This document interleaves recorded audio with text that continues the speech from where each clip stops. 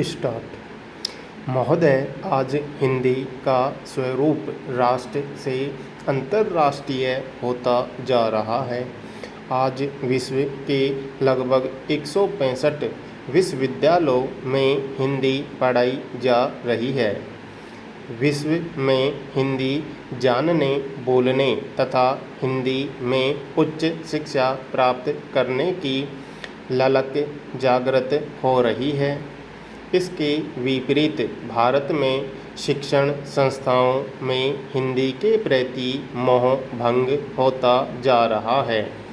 यह आश्चर्य की बात है कि जिस भाषा के द्वारा स्वतंत्रता की लड़ाई सभी देशवासियों ने मिलकर लड़ी, उस भाषा को ही आज अपनी लड़ाई लड़नी पड़ रही है। यदि यह लड़ाई संवैधानिक स्तर पर होती तो कुछ सीमा तक ठीक भी था। संवैधानिक स्तर पर तो हिंदी में अपनी लड़ाई जीत ली है, परंतु यह लड़ाई सामाजिक स्तर पर लाकर धकेल दी गई है। स्वतंत्रता के पूर्व हिंदी और भारतीय भाषाओं के महत्व को स्वतंत्रता संघर्ष के नायक अच्छी तरह जानते थे। स्वतंत्रता के पश्चात भाषा का प्रश्न सीधे राजनीति से जुड़ गया। भाषा की राजनीति चल पड़ी। राष्ट्रभाषा के विकास में हिंदी भाषी विद्वानों के साथ साथ हिंदीतर भाषा विद्वानों, चिंतकों, विचारकों, संत कवियों का योगदान रहा है। संत महात्मा चाहे दक्षिण के हों, चाहे बंगाल, महाराष्ट्र, गुजरात के या पंजाब के, सभी ने देश के कोने कोने में घूमकर हिंदी के प्रचार प्रसार में महत्वपूर्ण योगदान दिया। आज भी देश के कोने कोने में हिंदी प्रचारक गांधी जी के बताए अनुसार हिंदी प्रचार प्रसार में लगे हुए हैं। आज देश का कोई ऐसा शिक्षित क्षेत्र नहीं जहां हिंदी का प्रचारक या हिंदी पंडित न मिलें। विदेशों में भी हिंदी विद्वान काफ़ी संख्या में हैं। सोवियत संघ, पोलैंड, चीन, मॉरीशस, फिजी, चेकोस्लोवाकिया, इंग्लैंड आदि देशों में हिंदी विद्वान कार्य कर रहे हैं।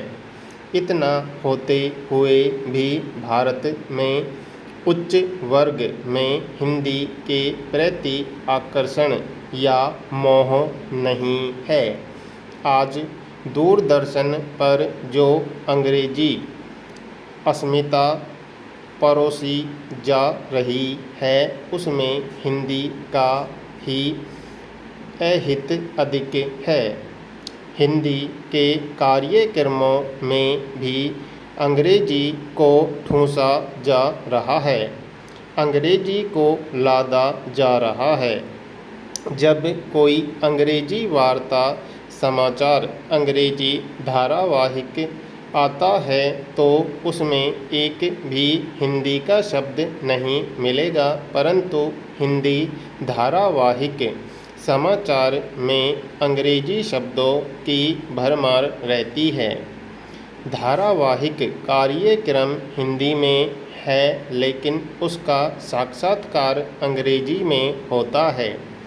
यहाँ तक कि हिंदी फिल्मों से संबंधित व्यक्तियों और कलाकारों के साक्षात्कार भी अंग्रेजी में अधिक होते हैं। महोदय, वे कार्यक्रम अंग्रेजी जानने वालों के लिए ही हैं, ऐसा भी नहीं है। आम जनता के लिए हैं। यहाँ तक कि हिंदी समाचारों के बीच में जब विज्ञापन आदि देने होते हैं तो समाचारों के शीर्षक बताकर कहा जाता है कि शेष समाचार इस ब्रेक के बाद। यह अंग्रेजी को लादना नहीं तो क्या है? अजीब स्थिति है।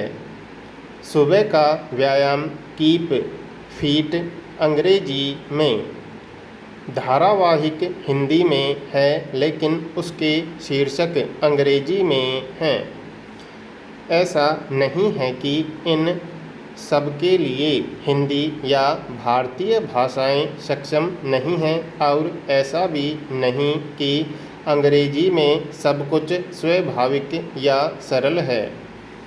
समाज में भाषा का संबंध ग्लैमर, रौब या दिखावे से जुड़ जाए और विदेशी भाषा के ज्ञान से व्यक्तित्व आंका जाए तो उससे विपरीत स्थिति ही होगी। हिंदी के पक्ष में नहीं, जनमानस की मनोवृत्ति को बदलने के साथ उच्च वर्ग की स्थिति को भी बदलना चाहिए। तभी हिंदी अपना संवैधानिक स्तर प्राप्त कर सकेगी। राष्ट्रीय एकीकरण की प्रक्रिया के संदर्भ में भाषा की महत्वपूर्ण भूमिका की बात को आज समाजशास्त्री और भाषा वैज्ञानिक समान रूप से स्वीकार करने लगे हैं। यह बात इसलिए भी महत्व की है कि भाषा अगर एक और राष्ट्रीय एकीकरण का एक महत्वपूर्ण उपादान बन सकती है तो वही दूसरी ओर यह समाज में तनाव, द्वंद्व, द्वेष और विघटन की प्रवृत्ति को भी जन्म दे सकती है। अतः यह आवश्यक है कि भाषा की इस दोहरी संभावना को हम सजग भाव से समझें और एक ऐसी भाषा नीति को अपनाएं जो देश के आर्थिक और सामाजिक विकास में सहायक हो, हमारी बहुभाषिक यथार्थता के अनुकूल हो और जो राष्ट्रीय एकीकरण की प्रक्रिया में साधक हो।